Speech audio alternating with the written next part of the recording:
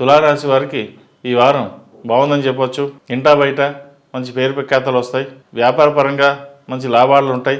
అయితే రొటేషన్స్ బాగున్నా ఖర్చులు కూడా అధికంగానే ఉంటాయి. వచ్చిన ధనాన్ని సేవింగ్స్ రూపేణా చేసి ముందుకు వెళ్ళడం చెప్పదగినది.